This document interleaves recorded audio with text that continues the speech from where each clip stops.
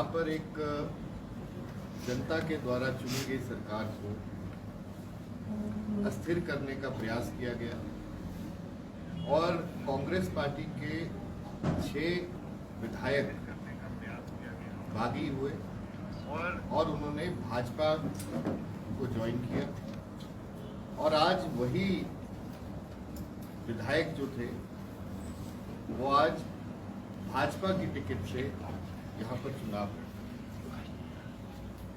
ये पहली बार हुआ जब भाजपा को एक स्थिर सरकार को अस्थिर करने में कामयाबी नहीं मिली। पूरे देश भर में जहाँ पर गैर भाजपा सरकारें थी वहाँ पर ये प्रकरण होते रहे और उसमें ये लोग कामयाब भी हुए। ये पहली बार हुआ हिमाचल प्रदेश की देवभूमि के जरिए जहाँ पर इसी तरह का प्रलोभन, डर या कुछ और भी जिसको कहें, हमारे जो कांग्रेस पार्टी के आज 34 विधायक हैं वो एक साथ खड़े हैं। इस सरकार को उन्होंने गिरने नहीं दिया है और अपना विश्वास माननीय मुख्यमंत्री जी, उनके मंत्रिमंडल में और पूरी सरकार में जताया है। और ये जो 6 हमारे बागी कांग्रेस पार्टी के विधायक थे, आज इनकी बदौलत दुर्भाग्यपूर्ण है कि जनता को 15 महीने के अंदर ही फिर से विधानसभा का चुनाव कराने की जरूरत पड़ गई। जो लोग 2022 का चुनाव लड़े उन लोगों ने कांग्रेस पार्टी के नाम पर वोट मांगे, कांग्रेस पार्टी के नाम पर जीत हासिल की और कांग्रेस पार्टी की नीतियों का गुणगान करते हुए जीत हासिल की। आज वही लोग भाजपा का जिनका उन्होंने विरोध उस समय पर किया, आज उनके साथ मिलकर चुनाव लड़ने की बात कर रहे हैं, जनता को गुमराह करने की कोशिश कर रहे हैं। मैं बहुत जिम्मेदारी से कहता हूं कि जो भी कार्यक्रम यहाँ पर ये चला है, जिस तरह का भी यहाँ पर ये जो मैं कहता हूँ प्रकरण हुआ है, ये बहुत ही दुर्भाग्यपूर्ण है। और मैं ये भी बात बहुत जिम्मेदारी से कहना चाहूँगा कि जो हमारा यहाँ पर जो प्रतिद्वंदी हैं, ये विपक्षी लोग हैं, वो एक ही बात बार बार बोलकर जनता को गुमराह करने की कोशिश कर रहे हैं। वो कह रहे हैं कि सरकार गिर जाएगी। मैं आपके माध्यम से जनता तक ये बात जरूर पहुंचाना चाहूँगा। आज हिमाचल प्रदेश विधानसभा में जहां 68 सीटें होती थी, 68 विधायक होते थे, आज सिर्फ 62 है। 62 सीटों के अंदर 31 या 32 की ज़रूरत जो है वो चाहिए। आज हमारी सरकार में 34 विधायक कांग्रेस पार्टी के। उसके बाद जो 6 नए विधानसभा जो 6 उपचुनाव विधानसभा हलकों में होने जा रहे हैं, उसके बाद भी अगर हम 35 का आंकड़ा भी ले लें तब भी कांग्रेस पार्टी को एक ही वोट की आवश्यकता है विधानसभा के अंदर और भाजपा को 10 वोटों की आवश्यकता है। और फिर भी भाजपा के लोग यहाँ पे उपचुनाव सिर्फ 6 हो रहे हैं, लेकिन बात वो कर रहे हैं कि हम सरकार बनाएंगे।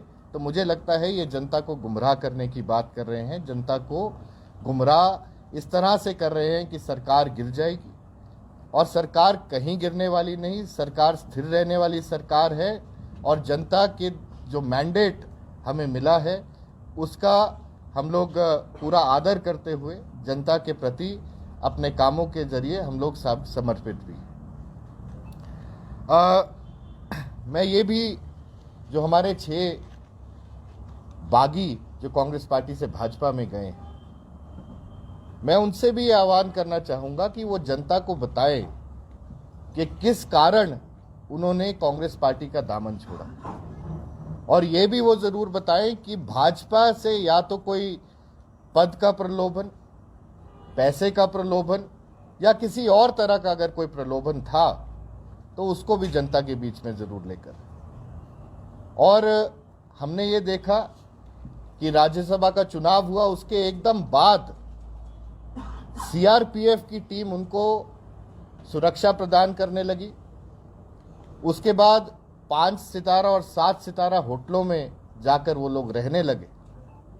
उनका खर्चा किसने व्यय किया है, ये भी आज जनता जानना चाहती है। और जनता ये भी जानना चाहती है कि जहां एक और ये भाजपा की सोची समझी साजिश थी कि सरकार को गिराया जाए, उसके बावजूद अगर हम लोग यहाँ पर सरकार बचाकर बैठे हैं और कांग्रेस पार्टी की सरकार बची है, जनता के जो मैंडेट था उसको हमने बचाकर रखा है, तो आज जनता इन 6 लोगों से ये सवाल करना चाहेगी कि ऐसी क्या बात हुई, ऐसी क्या परिस्थिति थी इनके पास जिसके चलते इन्होंने कांग्रेस पार्टी से रिजाइन किया और सरकार को अस्थिर करने की कोशिश की। मैं आपके माध्यम से ये भी बताना चाहूंगा कि जिन लोगों ने इस प्रकरण में जो लोग इस प्रकरण का हिस्सा बने, आज जनता उनको पूरी तरह से नकार रही है, इसमें कोई दो राय नहीं है। हिमाचल की देवभूमि में ना कभी ऐसा पहले हुआ, ना आगे होना है, ये जनता जानती है। जनता इसका अपना मन बना चुकी है। अगर कोई पद की लालसा थी तो कई बार ऐसा हुआ, आपके ही यहाँ से धर्मशाला से जो भाजपा की टिकट पर अब चुनाव लड़ने जा रहे, 2012 में वो मंत्री रहे। राजा वीरभद्र सिंह जी की सरकार थी, कांग्रेस पार्टी की सरकार थी, उसके अंदर उनको मंत्री बनाया गया। लेकिन ऐसे बहुत सारे सीनियर लीडर्स थे जिनको उस समय मंत्री पद इनको मंत्री बनाकर लेकिन उनको छोड़ा गया था। तो मेरे कहने का ये सिर्फ इतना सा मतलब है कि पद की जो लालसा है वो पार्टी के खिलाफ नहीं जा सकती। और एक मैं आपको उदाहरण के रूप में बताना चाहूंगा, 2012 में मनसाराम जी जो कि करसोग से चुनाव लड़ते थे, वो हर एक कैबिनेट में मंत्री बनकर आते थे। डॉक्टर वाई.एस. परमार जी से लेकर वीरभद्र सिंह जी की कैबिनेट तक वो मंत्री पद पर आसीन रहे, लेकिन उस समय उनको भी छोड़ा गया।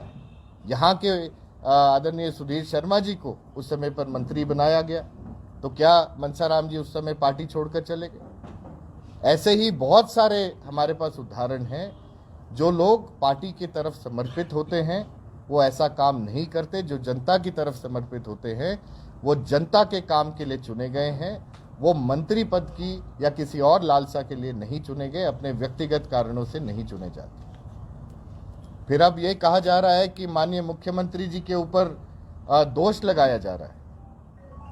मैं तो एक सीधी सी बात कहूंगा कि क्या ये 6 लोग जो हैं ये इस बात से खुश नहीं हैं, और खास करके जो हमारे भाजपा के प्रत्याशी यहाँ धर्मशाला से, क्या इस बात से खुश नहीं है कि कांगड़ा को पूरे हिमाचल प्रदेश की टूरिज्म राजधानी बनाया गया? क्या इस बात से खुश नहीं है कि हम लोग जो कोशिश कर रहे हैं सरकार में रहकर कि हर एक महिला को, और जो हमने 10 गारंटियां कांग्रेस पार्टी ने दी थी उनको पूरा करने की अगर हमने बात की है, क्या वो उससे खुश नहीं है? एक ऐसी पार्टी के साथ उन्होंने तालमेल रखा है, हाथ मिलाया है, जिस पार्टी ने जब हम 1500 रुपये देने की बात हम लोगों ने कही तो उस पार्टी के शीर्ष नेतृत्व ने जाकर इलेक्शन कमीशन से कंप्लेंट की कि ये अभी नहीं होना चाहिए। उस पार्टी के साथ इन लोगों ने हाथ मिलाया है। उस पार्टी के साथ हाथ मिलाया है जिनकी जब हमने ओपीएस यहाँ पर दे दिया, कांग्रेस पार्टी ने राजस्थान में ओपीएस दे दी, और आज जब भाजपा राजस्थान में आसीन हुई तो सबसे पहली मार अगर किसी को पड़ी है तो ओपीएस के लोगों को ही पड़ी। 1,36,000 परिवार ओपीएस से हिमाचल प्रदेश में लाभान्वित हुए। ये हमारी पहली गारंटी थी जिसको हमने पूरा किया। इसके बाद हमने दूध के जो रेट थे उसको बढ़ाने की हमने बात कही थी, वो हमने बढ़ाकर दिखाए, वो हमारी दूसरी गारंटी। महिलाओं के सशक्तिकरण की हमने बात की, 1500 रुपये देने की हमने बात की, ये हमारी नोटिफाई हो चुका है, ये तीसरी गारंटी हमारी पूरी। हर एक विधानसभा हलके के अंदर इंग्लिश मीडियम स्कूल्स की हमने बात की। एक कदम और बढ़ाते हुए हिमाचल प्रदेश के जितने भी सरकारी स्कूल्स हैं उन सबको इंग्लिश मीडियम कर दिया गया है। ये भी मैं आपको जानकारी देना चाहता था। ये हमारी चौथी गारंटी यहाँ से पूरी होगी। इसके अलावा जो भी 10 की 10 गारंटियाँ हमने दी हैं, एक एक कर सारी गारंटियाँ पूरी होंगी। क्या मैं इन सब से ये पूछना चाहता हूँ, उन 6 बागियों से, क्या इनको ये रास नहीं आ रहा था कि हम लोग जनता के लिए काम कर रहे हैं, कि ये सरकार जो बैठी है वो जनता के लिए बैठी है? क्या उन्हें ये रास नहीं आ रहा था कि जो आपदा पिछली बरसात में हिमाचल प्रदेश में आई, जिसमें सैकड़ों मौतें हो गई, जिसके अंदर अरबों रुपए का नुकसान हिमाचल प्रदेश को झेलना पड़ा है, आज उन लोगों के साथ इन लोगों ने हाथ मिलाया है जिन लोगों ने विधानसभा के अंदर, जब माननीय मुख्यमंत्री जी ने प्रस्ताव रखा केंद्र सरकार को भेजने के लिए कि वो इसको एक नेशनल डिजास्टर डिक्लेयर करें, और भाजपा के लोगों ने विधानसभा के अंदर, उनके विधायकों ने इसका समर्थन नहीं किया। आज हमारे ये 6 लोग जो हैं, जो 6 बागी लोग हैं, वो जाकर उन लोगों से हाथ मिला रहे हैं जो हिमाचल प्रदेश की जनता के खिलाफ वहां पर बात कर रहे थे, जो केंद्र सरकार से इतना भी कहने को तैयार नहीं थे कि हिमाचल प्रदेश में जो त्रासदी आई है उसका भुगतान और उसकी भरपाई केंद्र सरकार हिमाचल प्रदेश के लिए करे। आज उन लोगों के साथ ये हाथ मिला रहे। मैं इन सब से ये भी जानना चाहूँगा, और धर्मशाला का एग्जाम्पल मैं लेना चाहूँगा। रखिए, ये हिमाचल प्रदेश की कांग्रेस पार्टी की सरकार के जरिए आए। सरकार 2022 दिसंबर में नहीं बंद कर रहे हैं और काम करना चाहते हैं। ये हिमाचल प्रदेश की सरकार का संकल्प है, और फिर भी ये लोग किसी ना किसी को दोष देकर आगे बढ़ना चाहते हैं, और अपने मंसूबों में तो ये कामयाब नहीं होंगे। पर एक बात मैं ये ज़रूर कहना चाहता हूँ, हिमाचल प्रदेश की जनता बुद्धिमत्ता से वोट करती है, और हमेशा हमने ये देखा है कि जब जब बुद्धिमत्ता से वोट हुआ है तो इस तरह की नकारात्मक राजनीति जो है उसको परे हटाकर हमेशा से हिमाचल प्रदेश की जनता एक सकारात्मक लोगों को सामने लेकर आएगी। मैं इतना ये कहना चाहता हूँ। साथ ही मैं ये भी ज़रूर कहूँगा कि जो ये 6 हलके जिनकी हम बात कर रहे हैं, जहाँ पर हमारे कांग्रेस पार्टी के बागियों को भाजपा ने टिकट दिया, आप लोगों के पास ये आ गए। भाजपा के भी जो लोग हैं, जो उनके पुराने कार्यकर्ता हैं, जो उनके पुराने नेता हैं, आज वो भी दुखी हैं। वो भी एक पैराशूट को अपने पास लेना पसंद नहीं कर रहे। और अगर मैं बात करूं खासकर धर्मशाला विधानसभा क्षेत्र की, आज से ही नहीं, जब विजय करण जी पिछला उपचुनाव लड़े थे, उस समय भी आपने देखा था कि इन्हीं का, जो आज भाजपा के प्रत्याशी है, उनका क्या रवैया था। कांग्रेस पार्टी ने टिकट विजय करण जी को दिया था, लेकिन उनका किसी तरह से भी उन्होंने समर्थन नहीं किया। जब बात आई लोकसभा के चुनाव लड़ने की तो उससे भी भागे, उपचुनाव लड़ने की तो उससे भी भागे।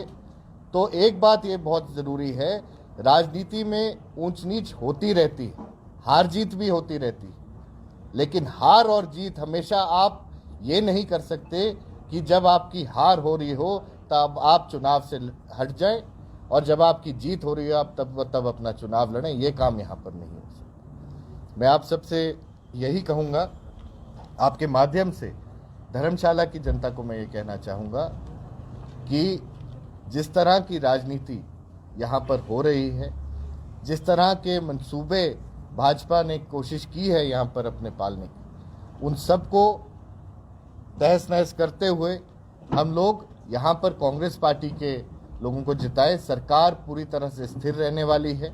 माननीय मुख्यमंत्री जी ने एक बात कही है कि विकास किसी तरह से भी नहीं रुकेगा, और यही बात मैं यहाँ के प्रत्याशी महोदय से भी पूछना चाहता हूँ जो भाजपा से आज चुनाव लड़ रहे हैं, कि अगर ऐसी बात थी जहाँ पर रूरल एरिया, अब कहते हैं कि धर्मशाला के लिए नहीं, मैं ये बताना चाहूँगा कि माननीय मुख्यमंत्री जी ने सबसे बड़ी अनाउंसमेंट, अगर हमारी जहाँ पर भी कॉरपोरेशन के एरिया है वहाँ पर सबसे बड़ी अनाउंसमेंट ये हुई है कि जहाँ पर हमारी सड़कें, पानी और इरिगेशन की स्कीम्स जो थी, वो नाबार्ड के जरिए आपकी रूरल एरियाज में जाती थी।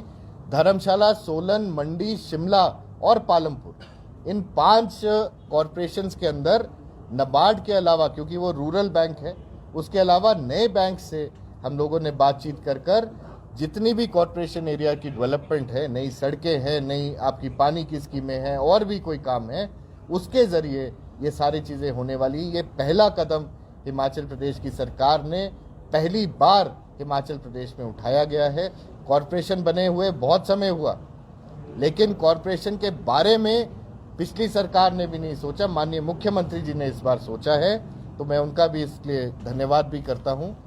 और साथ ही आप सबसे मैं ये ज़रूर कहूँगा कि मैं इस बात का बिल्कुल विरोध करता हूं कि जिस तरह का प्रकरण यहाँ पर चला है, उसके ऊपर हर कांग्रेस जन को जगह जगह जाकर अभी हम लोगों ने मीटिंग्स भी करनी है। चौधरी चंद्र कुमार जी हमारे यहाँ के प्रभारी हैं, उन्होंने आकर यहाँ पर हमारा सब कुछ करना है। पहले कार्यकर्ता सम्मेलन हुआ, अब उसके बाद हम लोग जगह जगह जाकर ये इंश्योर करेंगे कि कांग्रेस पार्टी की भारी मतों से यहाँ पर जीत हो। जल्द ही हमारा कैंडिडेट भी डिक्लेयर हो जाएगा। जैसे ही कैंडिडेट डिक्लेयर होता है, यहाँ पर पूरी जोर शोर से कांग्रेस पार्टी चुनाव लड़ेगी और मुझे ये पूरा विश्वास है कि धर्मशाला की जनता कांग्रेस पार्टी के कैंडिडेट को यहाँ से जिता कर देगी। आप सबका बहुत धन्यवाद। आशीष जी, सबसे बड़ा मुद्दा जो है धर्मशाला में आज भी सेंट्रल यूनिवर्सिटी रहा है। आपका विधानसभा क्षेत्र जो है वो भी उससे लगता है, जितना हम गलती बात करेंगे तो सरकार जो है ये पिछले 14-15 महीने में क्यों ये पैसा जमा नहीं करवा पाई है, और क्या चुनावों में इसका नुकसान नहीं करना पड़ेगा? देखिए, मैं बहुत स्पष्ट रूप से ये बताना चाहता हूँ, सरकारी पैसा है, उसका हम भी समझते हैं कि किसी तरह का भी दुरुपयोग नहीं होना चाहिए। एक असेसमेंट वहाँ पर हुई 30 करोड़ रुपए की, आपके ध्यान में होगा, जिसको कहा गया कि ये 30 करोड़ रुपया जमा कराया जाए। हिमाचल प्रदेश की सरकार ने उसको रीअसेसमेंट के लिए भेजा, और जैसे ही हिमाचल प्रदेश की सरकार और कांग्रेस पार्टी दोनों ही इस बात पे कायम है कि हम सीयू के लिए काम करेंगे, और सीयू यहाँ पर पैसा जहाँ तक जमा कराने की बात है वो करना है, लेकिन कोई कम से कम एक रैशनल तो होना चाहिए, हर चीज़ के लिए एक रीजनेबल अमाउंट होना चाहिए। उसके लिए हम लोग काम कर रहे हैं, रीअसेसमेंट हो रही है, और मैं आपको ये ज़रूर आश्वस्त कराना चाहूँगा कि जैसे ही रीअसेसमेंट हो जाती है सीयू का, हम लोगों का, हिमाचल प्रदेश की सरकार चाह रही है कि सीयू जल्दी हो, सीयू का यहाँ पर जो भी लैंड ट्रांसफर्स और सब चीज़ें होनी है वो हो, और उसके लिए हम लोग वचनबद्ध हैं, वो करके दिखाएं। पैसा ही देना शिफ्ट हो जाएगा तो कब कैसे रीअसेसमेंट होगी और कब? नहीं, रीअसेसमेंट अपन जी, यहाँ रीअसेसमेंट ऐसा है कि रीअसेसमेंट हमारी चालू है ऑलरेडी। पैसा जो शिफ्ट होने की आप जो बात कर रहे हैं, जो हमारे विपक्षी दल हैं, मैं तो उनसे भी आज ये पूछना चाहूँगा, इतने साल से ये काम वो नहीं कर पाए जो हम अब करने जा रहे हैं। और ये जो रीअसेसमेंट की बात है, ये रीअसेसमेंट सिर्फ इसलिए है कि जो आपका पैसा है, जो जनता का पैसा है, वो बिना मतलब के कहीं पर वेस्ट नहीं होना चाहिए। उसको प्रॉपरली यूटिलाइज कर हम लोग उसको प्रॉपर जो भी रीजनेबल उसका अमाउंट होगा उसको पे कर हम ये जरूर करें। आशीष जी, साल 2019 में जो चुनाव हुए थे, आप मानते हैं कि उस वक्त जो है उस वक्त जो आपके नेता थे उनकी वजह से क्या असर पार्टी को उस वक्त पड़ा था, और कैंडिडेट का क्या असर हुआ था, कितना खामियाजा कांग्रेस पार्टी को उस वक्त भुगतना पड़ा? आज वही शख्सियत जो है वो भारतीय जनता पार्टी के प्रत्याशी यानी विपक्ष में वो चुनाव लड़ रहे हैं, तो नहीं लगता कि बड़ी चुनौती है? क्योंकि अभी तक तो आप लोग जो अपना कैंडिडेट भी नहीं उतार पाए हैं, तो अब जो है वो किस तरह से जो है सामना होगा? देखिए, सबसे पहली बात आपको मैं ये क्लियर करना चाहता हूँ कि ये ऐसा नहीं है कि प्रत्याशी हम नहीं उतार पाए। प्रत्याशी पे मंथन चल रहा है, एक स्ट्रैटेजी फ्रेम हो रही है, जो भी स्ट्रैटेजी होगी उसका, और उसके तहत हम लोग इसके ऊपर प्रत्याशी धर्मशाला का आएंगे आपके पास। ये चुनाव हमेशा चुनौतीपूर्ण होता है, लेकिन मुझे ये पूरा विश्वास है कि कांग्रेस पार्टी यहाँ से विजय हासिल करेगी। और कांग्रेस पार्टी के लोग ही नहीं, कार्यकर्ता तो हम सब मिलजुल कर काम करेंगे ही, लेकिन इस बार आपको ये देखने को मिलेगा कि जो वोटर्स हैं और जो कि किसी भी पार्टी से नहीं जुड़े हुए हैं, वो भी आपका समर्थन करेंगे। मैं तो बल्कि एक स्टेप और आगे जाकर ये भी कहूँगा कि इस बार ये भी होने वाला है कि भाजपा के भी जो कार्यकर्ता हैं वो भी आपका खुलेआम समर्थन करेंगे, ये सामने दिखाई देगा। कैंडिडेट पार्टी का ही होगा या बाहर से ही?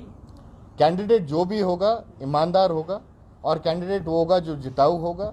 और तीसरी बात ये होगी कि जो कांग्रेस पार्टी की विचारधारा से जुड़ेगा या जुड़ना चाहेगा वो कैंडिडेट होगा।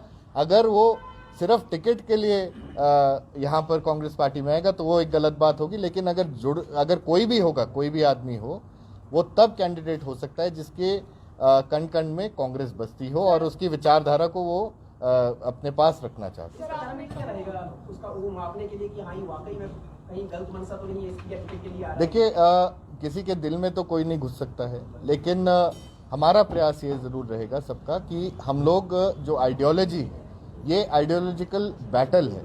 और मैं ये समझता हूँ कि जहाँ पर भाजपा ने केवल पैसे के दम पर चुनाव लड़ने की कोशिश हर जगह की है, हम लोग आइडियोलॉजी के दम पर चुनाव लड़ना चाहते हैं। हम लोग जनता के कामों के लिए चुनाव लड़ना चाहते हैं। कांग्रेस पार्टी ऐसा करेगी।